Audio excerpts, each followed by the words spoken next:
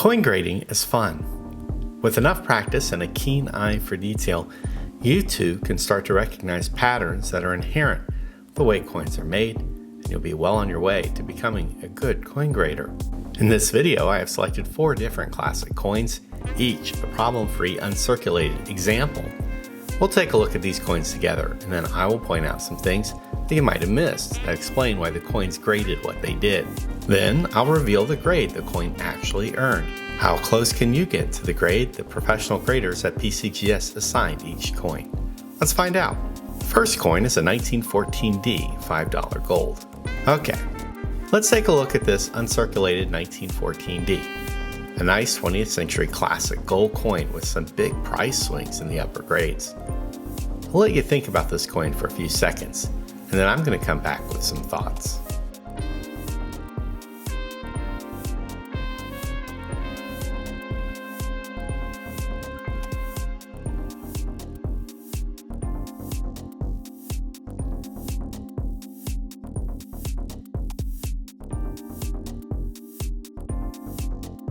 The first thing you have to take into account when grading a 14D is that the strike is not the same on this coin as it is on the 09D.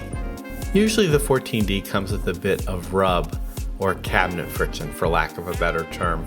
It's not actually cabinet friction, but it's a general scruffiness in the unprotected areas of the coin, especially in the fields, like a haloing of rub around the devices. Some scratches below the chin are apparent as a hit on the jawbone. You'll also notice that the headdress details are a little bit rounded. Let's flip over to the reverse. And this is the essential thing you need to learn. Look at all that unprotected field. The eagle is surrounded by a minefield of flatness that will show every flaw and imperfection. Usually coins are graded 75-25 front to back, but the back of coins that have lots of open fields are grade killers. And for the $5 and $2.50 Indian, the space between the S in States and N in God We Trust is the Bermuda Triangle for grade. This piece shows a lot of chatter there, even though the eagle is strongly struck and clean for the most part. Plus, the coin has a really nice flash and a nice cartwheel luster. So what grade did you give the coin? You have a $2,000 jump from 63 to 64 and a nearly $20,000 leap to 65. Big money and big risk when buying raw if you don't know what you're doing. PCGS grades the coin MS64. If you got that grade, good job. If you didn't, keep practicing. Here's another gold coin, an 1852 $10 gold. This is a coin that probably most of you have not seen in mint state. In fact, PCGS estimates only 16 examples in mint state. Does this one qualify? Here are the numbers. You double your money at AU58 to MS60. A step up in 61, and folks, even at these pricing levels, you just don't see many coins in these grades. We put a question mark at 62 because one hasn't sold at public auction in more than a decade. Take a quick look. I'll be back in a bit.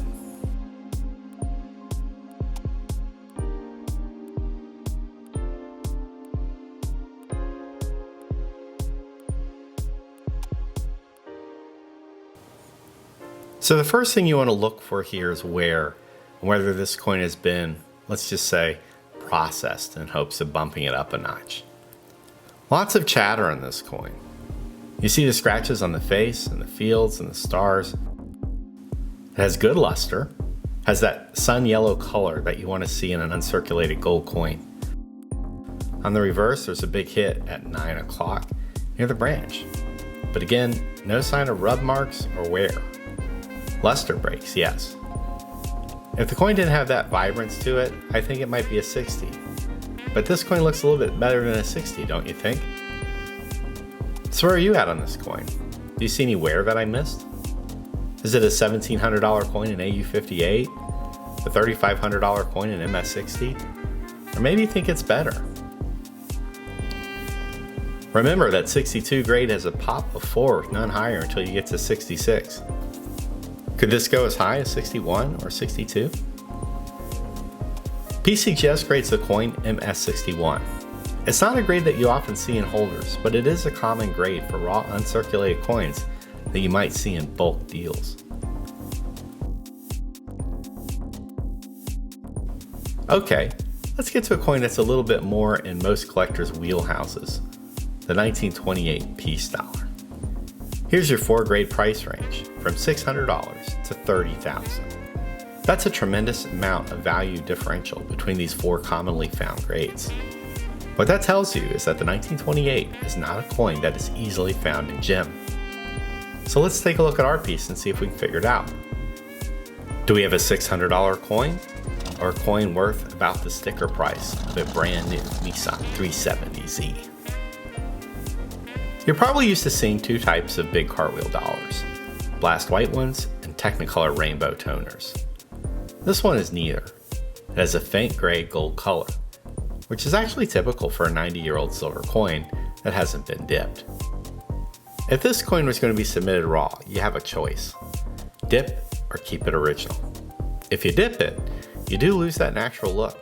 Personally, I prefer that look, but you may not. Enough collectors want blast white silver dollars that you wouldn't be wrong to dip it, not from a market perspective. But dipping also has risks. It could accentuate hits that are well concealed.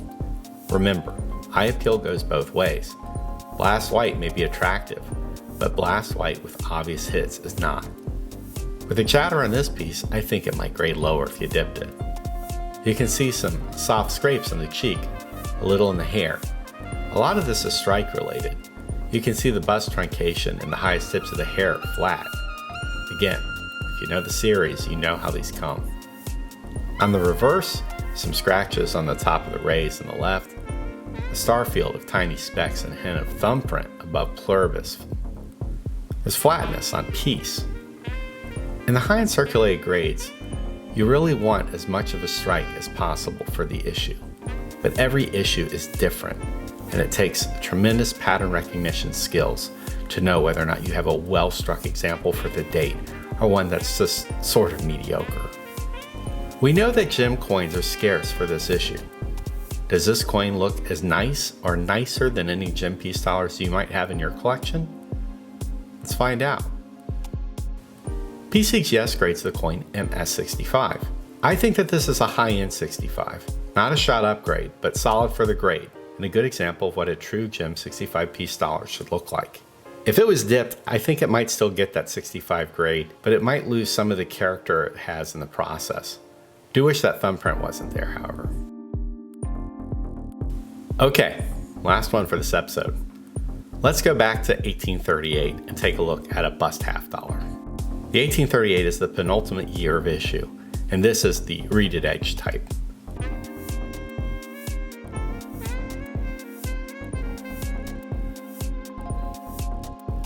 When grading coins from this time period, you have to understand that the way that coins were struck affects the way the coins are graded.